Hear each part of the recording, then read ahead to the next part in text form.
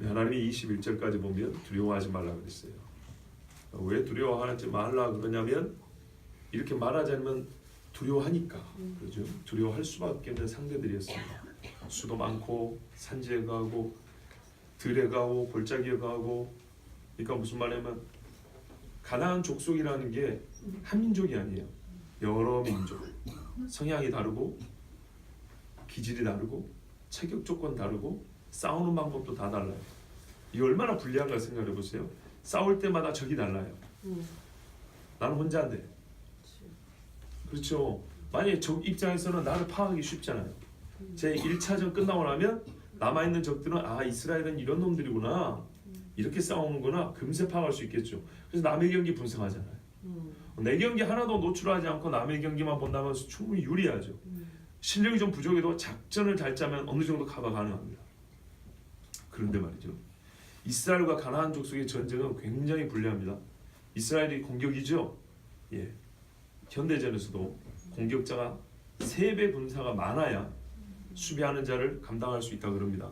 옛날에 성 안에 들어있으면요 훨씬 더 어렵죠. 예, 성벽이 있지, 위에서 뜨거운 물 부어버리지, 돌 던져버리지, 화살 쏘지, 이거 정말 어렵습니다. 자, 그러니까 이스라엘은 가나안 백성들하고 싸우기가 너무 어려웠어요. 최소 7족속 이상이고, 그리고 그 사람들의 아까 말씀드린 기질을 싸우는 방식, 전술, 전법 다 다르죠. 지리적으로도 달라요. 어떤 놈은 산에 있지, 어떤 놈은 들에 있지, 어떤 놈은 골짜기에 있지, 어떤 놈은 굴에 숨어 살지. 어떻게 감당할 거예요? 그죠? 그리고 걔들끼리는 한 통속이라 이스라엘을 공공의 적으로 보고 있단 말이죠. 그러면 이스라엘은 이리 보고 저리 보아도 불리할 뿐입니다. 근데 하나님께서 이기해 주셨죠. 예, 첫 번 전쟁으로 이스라엘의 전술을 이해를 못하게 하셨어요. 아, 이것들은 와가지고 성을 암수를 빙빙 돈단 말이에요. 고함 한번 질렀더니 무너져 버려요. 가장 강력하다 하는 여리고성이. 그럼 나머지 성들은 무슨 작전을 짜봐야 무슨 소용이 있겠어요? 그런데 이게 또 이상하게 약한 성 아이성은 저것들이 몇천 명이 달려들어도 패하고 그런단 말이죠. 이해할 수가 없죠. 그러니까 가나안 족속도 여기서 깨달아야 될 게 있어요. 아, 쟤들은 우리하고 싸우는 게 아니라 어떠면서 자기 신하고 관계가 중요하구나. 이걸 배울 수 있죠. 그렇다면 이스라엘의 하나님과 관계만 잘 돼 있으면 어떤 대적도 이스라엘을 못 이긴다는 원칙이 나옵니다. 원리 아니, 이건 원칙이에요. 던지면 떨어지고 놓으면 떨어지고, 원칙과 법칙이라고요. 이스라엘이 하나님 편에만 있으면 무조건 이겨요. 이게 가나안 전쟁에서 확실히 드러났기 때문에 가나안 입장에서는 앞으로 쓸 전법이 뭘까요? 이스라엘을 하나님에게서만 떼어놓으면 돼요. 이거면 자멸하게 돼 있어요. 자멸. 하나님의 백성은 하나님하고 거리만 멀어지면 스스로 무너집니다. 반드시. 왜냐하면 하나님이 하나님과 관계에서 주신 복이 있잖아요. 떨어지면 복을 거둔단 말이에요. 하나님이 거둘 수밖에 없어요. 그러면 그 백성은 옆에서 손 안 대도 그 복이 거둬지기 때문에 멸망받을 수밖에 없어요. 아니, 복이 거둬지더라도 다른 민족처럼 살면 되지. 그게 안 돼요. 왜냐하면 삶의 이 환경이 달라지면 혼란이 일어나요. 이게 마음이 그냥 서서히 우리에게서 이 좋은 것들이 빠져나오는 이렇게 평정심으로 그걸 맞을 수가 없어요. 공포와 불안과 두려움 속에서 맞게 된다 이 말이죠. 원래 라면 먹던 사람하고 점심 때마다 저기 호텔 가가지고 몇만 원짜리 뷔페 먹던 사람이 갑자기 어느 날 라면을 먹으면 라면 먹을 수도 있는 것이 이렇게 받아들이지 못한다고요. 인생 완전히 퍽싹 무너지고 망한 걸로 생각한다고요. 그런 것처럼 이스라엘의 하나님이 주신 복은 이 세상 어떤 귀신, 마귀가 줄 수 없는 평강과 함께 있는 복이었는데, 하나님이 걷어가면 여러분 우리 눈에 보이는 것만 걷어간다고 생각하십니까? 첫째로 마음에 평강을 걷어간다. 악인에게는 평안이 없다 했느니라. 그러니까 이스라엘은 자멸하는 겁니다. 자, 하나님의 말씀 안에 있을 때는 뭐 하지 말라고요? 두려워하지 말라, 불안해하지 말라, 무서워하지 말라. 상대가 있음으로 하여 무서워하는 것도 하지 말고, 상대가 없지만 혼자 속으로 나의 존재에 대해서 떠오는 게 있어요. 깊이 생각하면 나 자신이란 게 굉장히 불안하거든요. 불안정적이에요. 이 인생이란 게. 그 모든 것들이 하나님 안에 있으면 두려워할 필요가 없지요. 자, 그러면 이제 사람이 담대해져서 어떻게 합니까? 자기 자신에 대한 평강도 있고 밖을 향해서도 담대하게 나갈 수 있겠죠. 죄가 없으면 이렇게 가능합니다. 자, 이렇게 이제 나갑니다. 그런데 이제 나가서 하나님이 주신 밖에 있는 복을 취하는데 그냥 막 기분만 좋아가지고 힘만 있어서 막 취하면 될까요? 아니죠. 하나님이 취할 때 그것이 온전하게 들어올 수 있도록, 복이 온전하게 들어올 수 있도록, 또는 우리 그렇죠. 다른 사람의 죄가 드러나면 그걸 바로 잡으면서 내가 죄 짓지 않도록, 시험 들지 않도록 조심하는 것처럼 내가 그 복을 취하면서 찌꺼기들이 같이 들어오지 않도록 하나님이 순전한 복을 취할 수 있는 방식을 가르쳐 주는 겁니다. 자, 뭐라 그러냐면요, 가서 조금씩 쫓아내라 그랬어요. 그런데 참 잘 봐야 됩니다. 제 말이 아까 약간 잘못된 게 있어요. 뭐가 잘못됐을까요? 말씀을 보면요, 조금씩 쫓아내라 한 게 아니고 하나님 자신이 조금씩 쫓아낸다 그랬어요. 내 하나님 여호와께서 이 민족들을 내 앞에서 조금씩 쫓아내시리니, 이게 하나님의 템포예요. 하나님의 속도인데 사람이 말이죠, 내가 힘이 남아돌아. 그래서 한번 싸워보니까 될 것 같아요. 그래서 어떻게 해요? 막 치고 나갔어요. 그럼 된다고요? 안 된다고요? 안 된대요. 하나님이 주긴 줘요. 근데 왜 안 되냐? 자, 하나님이 천천히 가니까 너도 어떻게 해요? 그들을 급히 멸하지 말라 이렇게 돼 있죠. 급히 멸하지 말라는 우리 번역을 한국식으로 좀 이해하기 쉽게 하는데 한 방에 말이에요. 예, 한 번에 확 쓸 생각하지 마라 그 말이에요. 왜냐하면 들짐승이 번성하여 너를 해할까 하노라. 이 들짐승을 영적으로 해석할 수도 있겠지만 일단 있는 그대로 말하면요, 사람이 살던 지역에 사람이 없으면 뭐가 들어오죠? 예, 들짐승이 들어옵니다. 실제로 이 번역에, 이 영어 번역에도 분명히 그렇게 돼 있어요. 들의 짐승이라고. 실제로 이 사람이 아닌 들짐승, 예, 사자나 늑대나 이런 것들 말이죠. 이런 게 들어옵니다. 그래서 조심하라 그랬어요. 그 바벨론 지역에 황폐화됐단 말이죠. 훗날에 가보니까 실제로 들짐승들이 거기 둥지를 틀고 살아요. 땅 파갖고 새끼 낳고 살고, 성경이 뭐냐면 이리와 승냥이의 처소가 된다 분명히 그렇게 있거든요. 새들이 가다가 거기 집 짓고 산다 그랬다. 성경 말씀 그대로 됐어요. 가나안도 마찬가지입니다. 사람들 한 방에 싹 쓸어버리면 어떻게 될까요? 그 많은 지역에 원래 옛날에는 들짐승이 있었어요. 원래 있는 들짐승이 그 사람들 빈자를 들어가요. 그럼 어떻게 되냐? 이스라엘 사람들이 들짐승 몰아내는 고생을 또 해야 돼요. 그러겠죠? 그러면 또 많이 죽어요. 하나님께서 천천히 몰아내면서 원래 짐승들이 살고 있는 거주 경계는 그대로 놓고 사람들은 사람이 사는 지역에 가서 살면 되는 겁니다. 또 어떤 이들은 이렇게 생각할 수 있죠. 이 영적인 거 아니겠냐? 들짐승이라고 부를 수 있는 이방 민족들이 갑자기 가나안이 없어져 버리면 이 자리에 들어와 살지 않겠냐? 이거는 조금 문제가 있습니다. 왜냐하면 여러분 생각해 보세요. 옛날에 이 중국의 대나라, 큰 나라들이 있죠. 청나라도 있고 몽골도 있었고, 이런 나라들이 우리 한반도로 쳐들어왔다 해보세요. 쳐들어와서 순식간에 한반도를 쳐서 점령을 했어요. 그래서 중국이 한반도를 다스리게 됐어요. 그러면은 밖에 작은 나라들, 그때 당시 뭐 외구라든지 아니면은 저기 동남아의 나라들이 여기 쉽게 쳐들어올 수 있을까요? 그렇지 못하겠죠. 왜냐하면 얘는 몽골이 쥐고 있다 이 말이죠. 그러니까 이스라엘이 지금 이 가나안 상대할 수 없는 사람들을 순식간에 쓸어버렸어요. 엄청나게 강한 군사를 갖고 있단 말이죠. 그런데 가나안 족속이 없어졌다고 해서 밖에 사람들이 나는 할 테야, 이스라엘과 싸워볼 테야 하고 들어오겠냐고요. 그러지 않겠죠. 지금들 하면 나도 죽는 거예요. 그러니까 이스라엘하고 덤빌 생각을 할 수가 없는 겁니다. 다윗이 가서 승전보를 올리는 데마다 수비대를 뒀지요. 사람들이 덤빌 생각을 못하는 겁니다. 그렇기 때문에 여기 들짐승은 외세라고 보기는 어렵고요. 네, 이스라엘이 이렇게 강력하게 쓸고 다니는데 누가 죽으려고 맞아 죽으려고 들어오냐 이 말이죠. 이거는 말 그대로 들짐승이라고 보는 것이 옳습니다. 실제로 이런 일이 있냐? 그렇다니까요. 사람들이 빠지고 나면 그 빠지기 후에 정착하기까지 들짐승들이 막 이뤄서 왜요? 순식간에 다니거든요, 얘들은. 그렇기 때문에 하나님께서 우리가 그 땅에 들어서 평안히 그리고 인간이 살 수 있는 경계와 저 짐승들이 주신 경계를 잘 지켜 살라고 이렇게 말씀 주셨습니다. 말 그대로 우리를 해할까? 이스라엘이 혹시라도 또 불필요한 해를 당할까? 그렇게 하나님이 세심하게 가르쳐 주신 겁니다.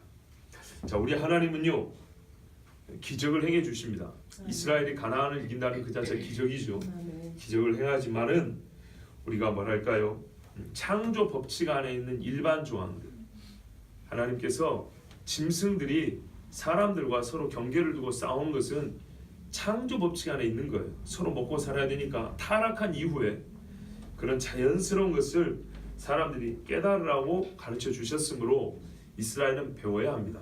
이스라엘은 가나안 땅에 말할까요? 이 생태 환경을 잘 모릅니다. 그렇기 때문에 하나님께서 들어가서 살 수 있는 평안히 살 수 있는 방법을 가르쳐 준 겁니다. 자, 아이고 이거를 다시 설명 안 해도 되는데 물만 빼준다고 홍해를 건널 수 있는 게 아니라 그 말입니다. 물을 빼줘도 바위 투성이면 못 간다고요. 그죠? 물을 빼주시되 하나님이 사람이 걸어야 된다는 것을 감안하시고 물을 빼준다고요. 여기 물체오면 삼각산 저기 물체에서 물 빼준다고 삼각산을 어떻게 하루아침에 내려와서 저기 성남까지 가냐고요. 직선거리 16km에서 20km 어떻게 걸어가냐고 하룻밤에. 못 간다고요. 어떻게 했냐고요? 인간이 물은 빼주지만은 걸어서 가야 한다. 수많은 사람들이 이 한밤에 걸어가야 된다 하면 어떻게 해요? 하나님이 물속을 평탄하며 물기가 없이 이렇게 마른 땅으로 넓게 열어줘야죠. 그렇죠? 오솔길 내주면 어떻게 걸어갑니까? 우리 인간의 신체적인 한계를 배려하시고 아시고 물을 빼줘도 인간이 걸어갈 수 날아가는 거 아니니까 걸어갈 수 있는 곳에 물을 빼줘야지. 그런 것처럼 우리의 환경과 사람의 신체적인 능력을 알고 하신 것처럼 가나안 땅의 생태를 이스라엘은 몰라요. 하나님은 가르쳐 주시고 짐승을 멸하는 건 아니기 때문에 짐승과 다투지 않고 또는 짐승 때문에 해를 당하지 않도록 이렇게 세심하게 가르쳐 줬다는 말입니다. 예. 내 하나님 여호와께서 그들을 내게 넘기시고 그들을 크게 혼란하게 하여 마침내 진멸하신다 그랬습니다. 자, 보시면 하나님께서 넘겨주십니다. 그죠? 그 다음에 마침내 진멸합니다. 이 전쟁의 처음부터 마지막까지 누가 주관하시냐면 하나님이 하십니다. 하나님이 작전만 주고 이제부터 네가 다 해 그러지 않냐고요. 작전을 준다고 이 사람들이 이기기는 참 어렵습니다. 여러분 아무리 기술이 좋은 어린아이라 할지라도 천하장사를 힘으로 못 이겨보죠. 안 됩니다. 이스라엘 그렇게 되지 않습니다. 하나님께서 넘겨주셨기 때문에 손에 넘겨주셨기 때문에 이긴 겁니다. 그런데 어떻게 이기냐? 혼란하게 한다 그랬어요. 그죠? 그들 스스로가 정신이 없게 하고 스스로 힘을 떨어뜨리고 해서 감히 이스라엘과 대적한 처음에는 기세등대 나오죠. 그러나 이스라엘 마주하는 순간 그 사람들의 사기가 떨어지고 혼란스러워 하나님께서 그들을 마치 이삭 죽듯이 이스라엘이 주어서 이길 수 있도록 그렇게 해주셨어요. 자, 그런데 그러면 이스라엘은 아무것도 안 해도 됐습니까? 우리가 하나님을 의지한다는 것이 사람은 가만 손 놓고 있어도 된다는 얘기인가요? 그거는 절대 아니죠. 그 다음에 보세요. 그들의 왕들을 내 손에 넘기시리니, 자, 손에 넘어오면 이 손이 이제 뭔가 해야겠죠. 너는 그들의 이름을 천하에서 제하여 버리라 그랬어요. 자, 모든 주권적 능력을 우리가 믿고 하나님의 주권적 능력을 믿고 갑니다. 그런데 하나님은 그 주권적 능력을 행사할 때 그 능력의 행사에 우리를 같이 실어서 함께 행사하기를 원하십니다. 보시면 하나님께서 내게 넘기시고 나는 싸웁니다. 그리하여 하나님이 그들을 파하십니다.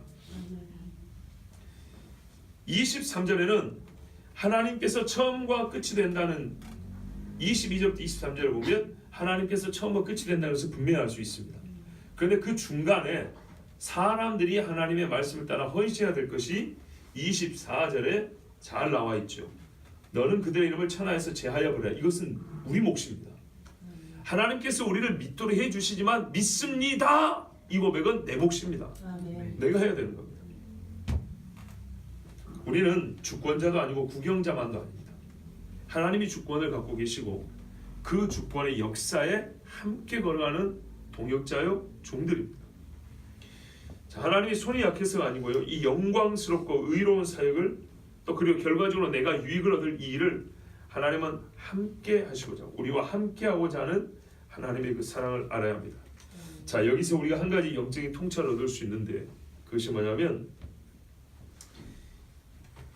우리는 하나님의 하시는 일을 그렇게 간주하고 뭐 그랬다고 치고 그런 셈 치고 또는 그런 일이 있었을 때의 어떤 느낌 이런 것이 아니고요, 완전히 실제 그 자체라는 겁니다. 아멘.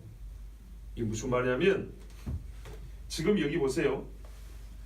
22절, 3절, 4절 계속 똑같은 말이 반복되는데 하나님이 이스라엘을 진멸한다입니다. 아멘. 우리 눈앞에 지금 안 나타나 있죠.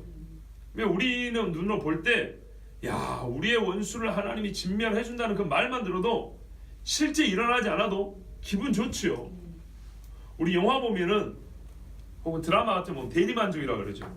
실제로 일어나지 않았어요. 나의 일이 아니에요. 그런데 괜히 기분 좋고 느낌 좋지요. 그렇죠? 또는 저 영화가 울게 하려고 만들었으면 내가 울게 되고 웃게 하려고 만들었으면 웃게 되고 그렇죠? 이 느낌으로 승부를 간다고 이 세상에서는. 하나님의 말씀은 우리 보고 지금 야, 너희들 원수를 진멸하게 해줄 거야. 내가 나서줄 거야. 와, 느낌 좋아. 이걸로 끝나는 게 아니라고. 이거는 역사라고. 역사. 진짜입니다. 아멘. 우리가 신앙생활 느낌으로 하는 거 아닙니다. 아멘. 역사로 하는 겁니다. 아멘. 부활이 있었다고 할 때 얼마나 느낌 좋냐면요, 감정적으로 뭔가 막 새 희망이 넘치는 것 같죠. 그거 아무짝에 쓸모없다고요. 그런 느낌이란 찰나거든요. 역사는 한 번 일어나면 바뀌지 않습니다. 한 번 일어나는 것, 일은 절대로 없었던 게 되지 아니하고 다른 일이 아닌 바로 그 일입니다. 하나님이 분명히 뭐라냐면 내가 그들을 진멸한다 그랬어요. 아멘. 그래서 지금 가나안 7족속은 그 이름을 찾을 수가 없습니다. 아멘. 그렇죠. 이스라엘이 불순종해서 몇 명 남겨놓은 사람은 있겠죠. 그러나 하나님 말씀대로 진멸한다는 족속은 지금 사라진 이름들이 얼마나 많은지 모릅니다. 성경에서 하나님께서 하신다고 하신 모든 말씀은 실제 일어나고 지금도 일어나고 있습니다. 아멘. 어느 것 하나도 그 일이 일어났을 때 느낌만으로 말하지 않습니다. 근데 성경을 대하는 현대인의 태도가 완전히 다릅니다. 느낌을 강조하는 자들은 결국은 자기 만족을 성경에서 구하게 되고요, 성경의 인물과 나를 별개의 인간, 다른 세계를 사는 자들로 간주하는 잘못을 범합니다. 그러니까는 이 성경이 기록된 것은 나에게 어떤 감정적 감흥만 일으키려고 했다는 것이죠. 이런 이야기 있더라고요. 어떤 목사님이 옛날에 성경 공부하는데 바울을 설교했어요. 바울을 가르치고 있는 중이었어요. 그랬더니 한 분 그랬대. 그렇게 말하자고. 왜 그랬더니 목사님, 바울은 바울이고 나는 나고. 그러니까 바울 성경에서 읽어서 우리가 느낌 받아야 될 것 받았잖아 이제. 그죠?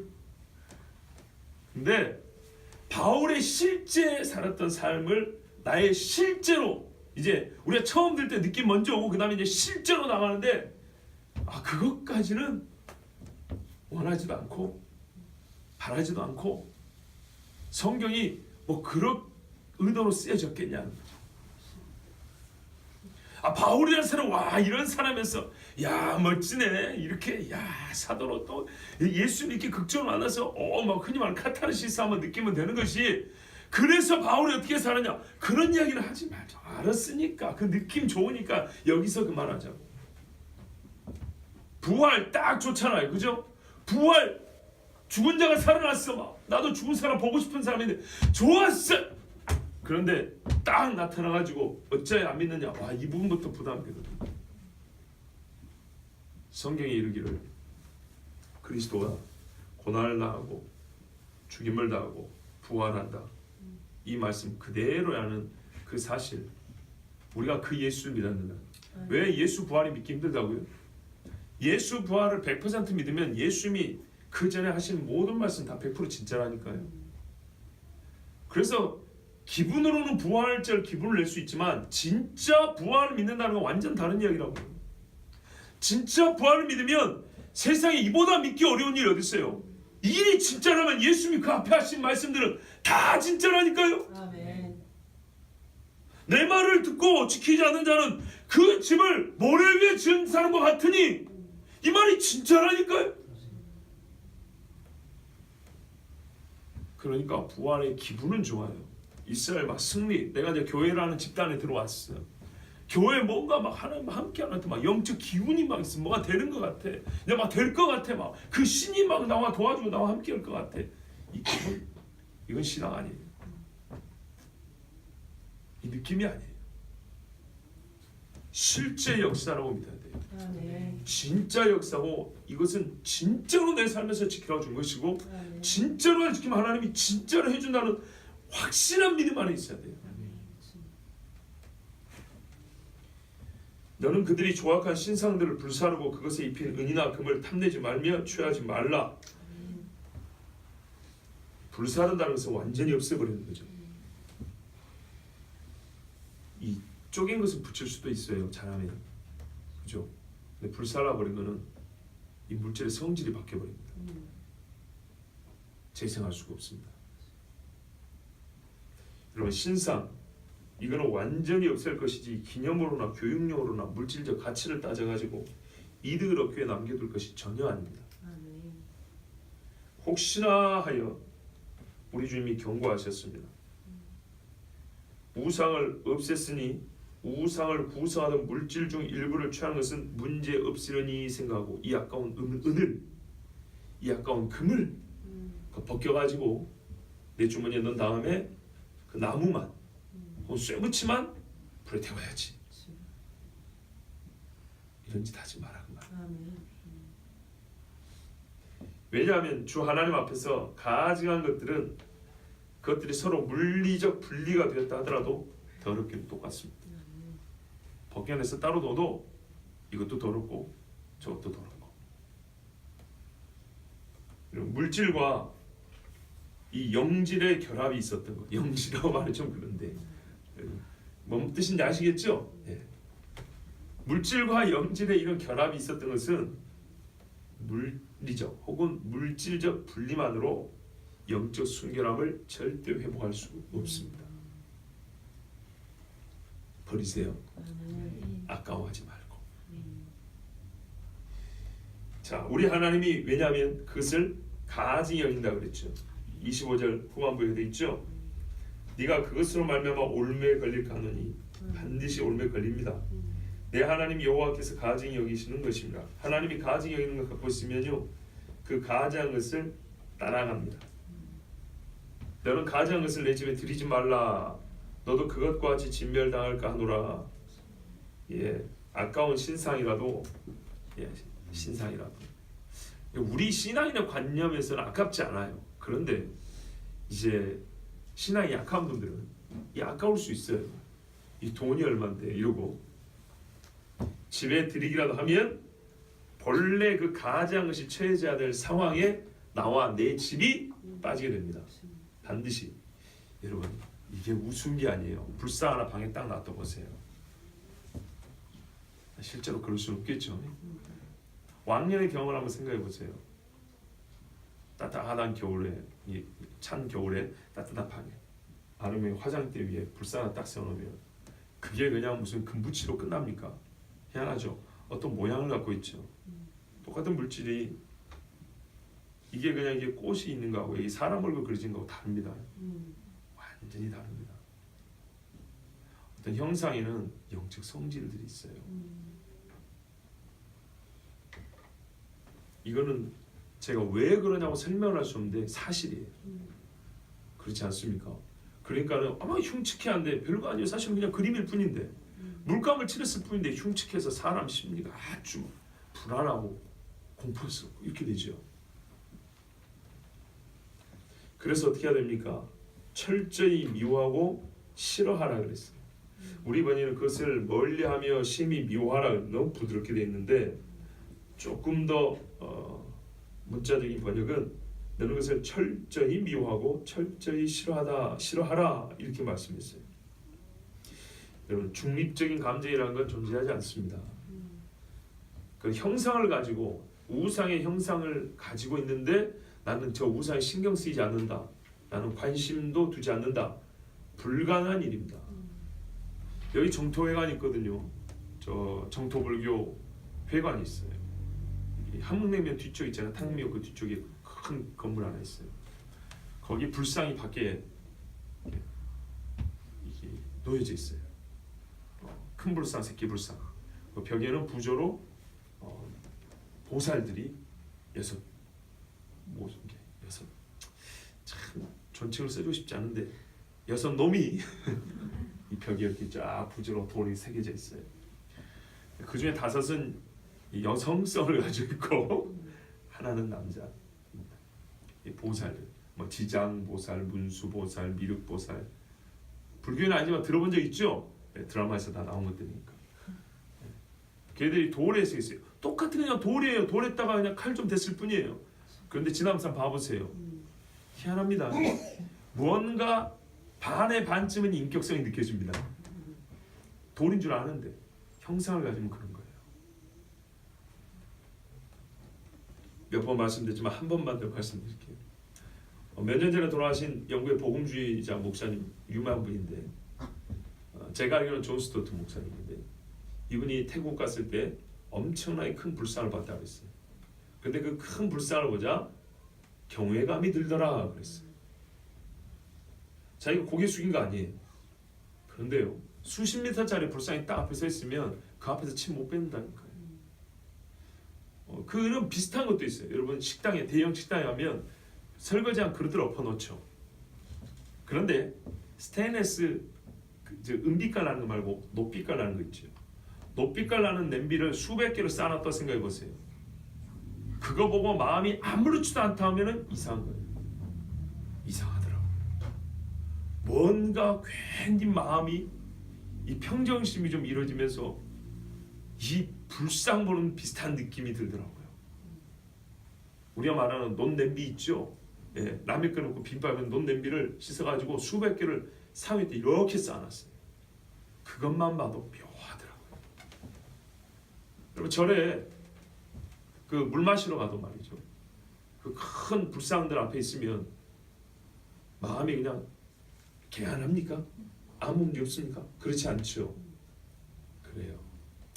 악한 영은 물질 세계를 초월해 가지만 그러므로 물질 안에 깃들 수도 있고 그것들을 마치 인격적인 존재이냐 사람들에게 이렇게 좀 인식시키고 영적인 힘을 미칠 수 있습니다. 분명한 사실입니다. 이건 우리가 경험을 하는 겁니다. 그러므로 저 로마 카톨릭에서 하는 성상 숭배는 우상 숭배 다름 아닙니다. 하나님 뭐라 그러냐면요. 미워하라 그랬어요. 성경에는 사랑하라만 있지 않습니다. 미워하라. 우리가요 신경 써야 돼요. 저건 매우 신경 써야 돼요.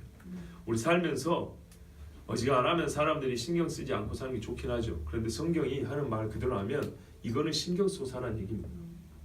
좋지 않은 의미에서 신경 쓰는 거예요. 쟤들은 없어져야 하는 것으로 있는 것이 매우 거슬리는 존재로 신경 쓰라는 거예요. 너는 그것을 멀리하며 심히 미워하라. 눈에 거슬러야 되는 거예요. 더러운 것이 내 집에 들어오고 내 교회에 자리 잡음이 정말 싫어야 되는 거예요. 그런데 정신 나간 인간들이 진짜 정신이 없죠. 교회다 불상을 세워놨어요. 그런 사람도 있습니다. 그래요. 미국에 있어요. 미국에 오늘 교회가 대구에 있는 중을 불러다가 교회다 세우고 설법을 하라 그랬잖아요. 이거 인터넷 뉴스 치면 나옵니다. 벌써 몇 년 전 이야기입니다. 중이 오니까 교회 내부 장치를 어떻게 해야 되겠어요? 손님이 불교인인데 강사가 여기다가 부처 사진 쫙 그 현수막 걸어놓고 불상 하나 세워놓고 우리는 위아더 원이잖아. 우리는 하나요. 형제 사랑, 이웃 사랑. 네 종교 내 종교가 어디 있어? 이게 실제입니다. 우리나라의 유명한 어떤 목사님이 불교 대학인가 불교 무슨 모임에 가가지고 했던 이야기도 나오죠. 저도 찾아가 들어보니까 진짜던데요. 불교에도 구원이 있다고 그런 말 했더라고요. 그뿐이 아닙니다.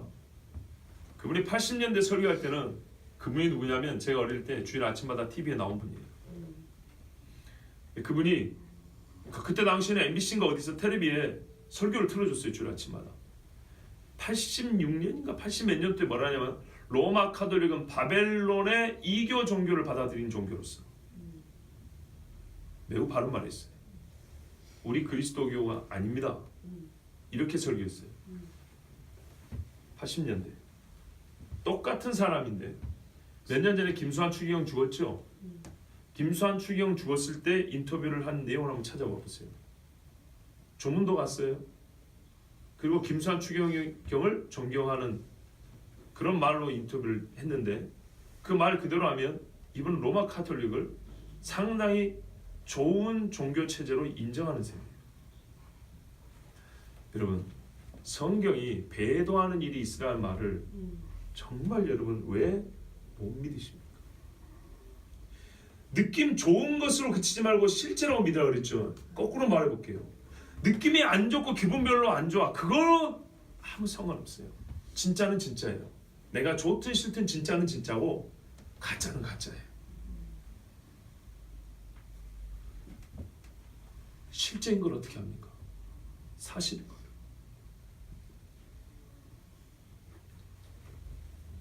심히 미워하라 했는데 좋아져 버린 거예요. 여러분 미웠다가도 좋아야 될 사람이 있고 좋았다가도 미워야 될 것이 있죠.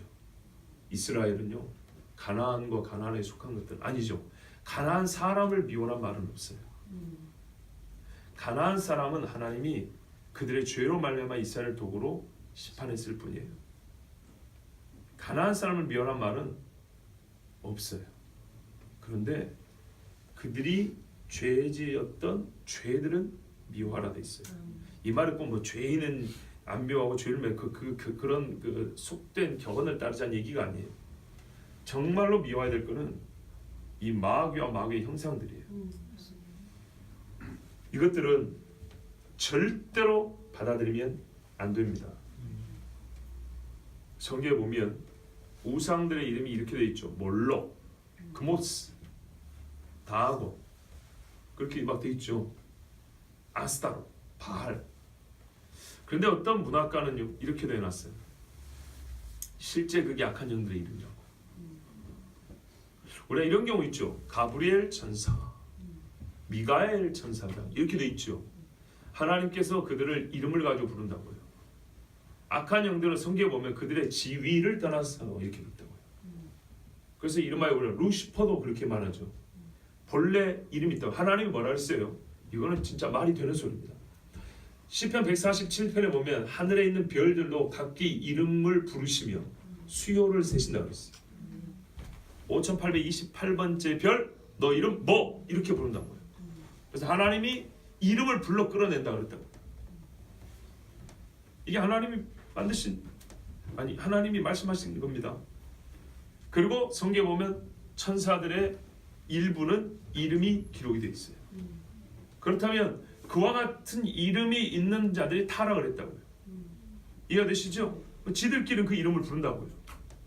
그랬을 때 그랬잖아요. 가브리엘도 내가 오는데 바사구 군주를 맡고 있는 그 악한 영이 막으니까 내가 못 이기는데 미가엘이 와서 도와줬다고. 이렇게 서로 이름 부른다고.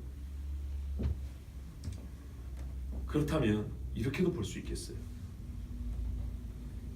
이 세상에 있는 우상인들의 이름이 원래 이 악한 영들의 이름 아닙니까? 악한 영들이 자기 이름을 가지고 그대로 사람들에게 역사에서 그 우상을 만들게 해서 그 성질대로. 이해되시죠? 악한 영들이 악하긴 똑같은데 그 악질에 있어서 약간씩 특기가 있을 거라고요. 어떤 애는 피를 너무 좋아하는 악한 영이 있을 거고, 어떤 애는 아주 폭력을 좋아하는 악한 영이 있을 거고, 어떤 애는 아주 음란을 좋아하는 악한 영이 있을 거고. 그런데 여러분 이거는 이상한 거 아니에요. 제가 이렇게 말하니까 이상한데 여러분 그렇잖아요. 뭐라 그래요? 하다못해 여러분은 음란마귀를 쫓아주시며 졸음의 영을 쫓아주시며 여러분 그렇게 말하죠. 그러니까 우리가 하는 이야기를 조금 더 성경에 입각해서 제가 조금 뭐랄까요, 약간의 뭔가 이걸 우리가 좀 추정을 해보는 거예요. 이 땅에 있는 여러 성경에 기록된 귀신 형상, 이 우상들이 실제로 이 악한 영들의 이름이 사람들에 의해서 불려지고, 그 악한 영들이 말 그대로 우상은 귀신의 형상이잖아요. 그러니까는 그것들을 그대로 본딴 형상으로 우상을 만들게 했을 가능성이 매우 크다고 봅니다. 우리가 하나님의 형상인 것처럼 마귀는 자기 형상을 따르게 합니다. 우리 하나님의 이름을 부르는 것처럼 마귀는 지 이름을 부르게 합니다. 이게 성경에 나타난 마귀의 악질입니다. 마귀의 본성입니다. 그렇다면 충분히 가능합니다.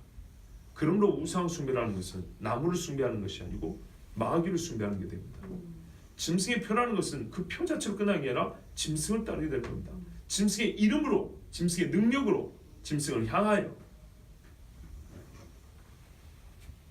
또 재밌는 게 있어요. 이 말이 틀리지 않은 게 있습니다. 봐보세요. 뭐라 그러냐면 요한계시를 보면 땅에서 짐승이 하나 올라오는데 그 짐승의 형상대로 하나 만들어 그랬어요. 신상. 그렇죠. 그 짐승의 형상대로 신상을 하나 만듭니다. 그러면 그 짐승이 사람 눈에 보이지 않는 영물이라고 할 때 사도 요한은 그걸 환상으로 봤단 말이죠. 근데 그 영물인 그 악한 짐승이 사람들의 눈에는 하나의 신상으로 그 모양 그대로 만들어진다는 말이에요. 그러니까 사람들이 만든 우상들의 모양이란 것은 실제로는 악한 영들의 모습을 본땄을 가능성이 매우 크다 그 말입니다. 그러니까 어떤 우상이나 어떤 신상에도 절한다는 것은 그 자체 즉시로 악한 영들에게 절하는 것과 똑같아지는 겁니다. 자, 여러분, 우상과 신상은 사단의 형상이고 더러운 영들의 이름이기 때문에 우리는 그것들에 대하여 감정적 반응을 보일 수 있어야 합니다. 싫어! 말할 수 있어야 합니다. 아멘. 미워해야 합니다. 아멘. 감정적 표현이라는 것은 사람이 겉으로 나타낼 수 있는 표현 중에 가장 원초적이고 1차적입니다. 그러죠. 바로 평안한다 그러죠. 동시에 가장 은밀하며 숨기려면 제일 깊게 숨길 수 있어요. 최후적일 때가 있습니다. 그래야 할 때가 있고 그 시기와 강약을 조절할 줄 아는 것을 어떤 때는 우리가 지혜라고 부르기도 합니다. 그러나 우상에 대해서는 이걸 숨기고 미룰 필요가 없어요. 무조건 싫어야 합니다. 그렇지 않으면 그것은 영질과 물질의 결합이기 때문에 우리 사람들 속으로 분명히 파고듭니다. 자, 여러분, 악한 자들과 그 형상이 있는 곳에는 절대 함께 하시면 안 됩니다. 철저히 거부해야 합니다. 아멘. 그렇지 않으면 어떻게 되냐? 오늘 말씀대로 그것이 진멸당할 것이다 이렇게 했는데요. 너도 그것과 같이 진멸당하리라. 주를 믿지 않은 사람들이 죽어 지옥의 감과 마지막 심판 후에 불못에 던져짐을 우리는 하나님의 공이라 믿습니다. 아멘. 이 제일 무서운 거죠. 그렇다면 제가 지금 우상을 미워하고 그것을 불태우란 말을 이상히 여기면 안 됩니다. 아멘. 지옥 던진 것에 비하면 이거는 오히려 약소한 겁니다. 예수 믿는 사람이 꼭 그렇게까지 할 필요가 있나? 그거 좀 너무한 거 아닌가? 아니요, 너무한 거 아니에요. 하나님이 지옥 던지는 건 너무한 거 아니라면서요. 그렇죠? 하나님의 악인을 지옥과 심판을 넘기는 것이 잘못이 아니라면서요. 그러면 이 지옥을 끌고 가는 저 우상단지를 때려 부시는 게 뭐가 너무한 겁니까? 당연한 거죠. 실제로 여러분, 이 귀신 들린 사람들 가끔 귀신이 보이죠? 그 귀신이 어디 붙어 있는지 아십니까? 집에 있는 여기 달마도 그 돈 벌어준다고 금붙이 거북이 올려놓은 거 이런 데 보입니다.